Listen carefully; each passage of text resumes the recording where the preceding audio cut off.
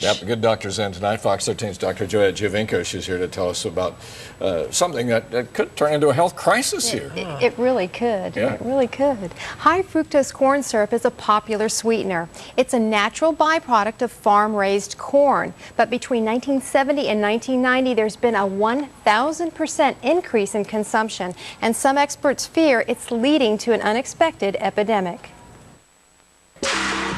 Ketchup, cranberry sauce, ice cream, buns, salad dressing, tea, cookies, applesauce, hot dogs, and even cereals all have one common ingredient, a sweetener called high fructose corn syrup.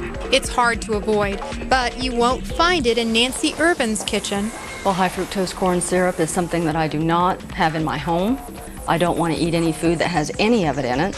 Nancy is a nutritional counselor, chiropractor, and advocate. She spends lots of time reading labels. This ingredient is whole rye, corn.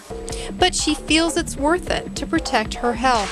I think that it is so serious that, again, I don't consume it. I have just completely chosen to take it out of my diet. And believes it plays a part in the overall deteriorating health of our society.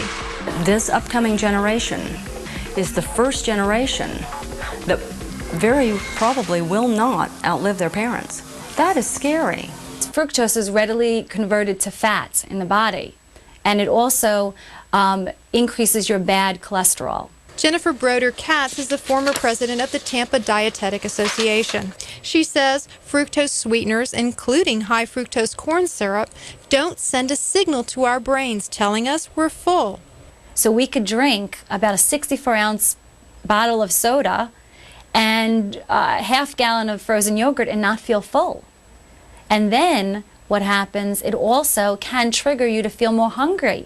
Do you think that high fructose corn syrup is killing Americans? It's causing obesity, which is leading to cardiovascular disease. The total fructose intake is going up about 30% over the last 20 years and correlates very tightly with the obesity epidemic. This has led several people to suggest that fructose could be involved in this epidemic. Dr. Richard Johnson is a kidney expert at the University of Florida. In an animal study, he fed rats a 60% fructose diet. 1 month into the study, They rapidly develop the metabolic syndrome, where they get obese, they get insulin resistant, and they get all the findings that lead to a pre-diabetic state. Studies in humans are just as alarming. An unprecedented 60 million Americans suffer from diabetes or prediabetes today. Research shows those numbers skyrocketed as we increased our consumption of those sweeteners. a statement from the Corn Refiners Association points out corn sweeteners can be enjoyed as part of a balanced diet when consumed in a diet that is guided by current federal nutrition recommendations. But Nancy doesn't buy it. What I find best about the way I'm eating today is that I'm 46 years old, and I feel better today than I did when I was 20. She believes changing her diet, a diet free of high fructose corn syrup, changed her life. Now, Dr. Johnson emphasizes that his fructose studies have only been done in animals, but he hopes to do studies with humans under more realistic conditions very soon. He also believes it's more than just fructose that's causing the obesity epidemic. He says inactivity and other factors are also playing a role. It's amazing when you go through the grocery store, and I started reading labels after we talked about this. It's in everything that my kids eat. That's scary.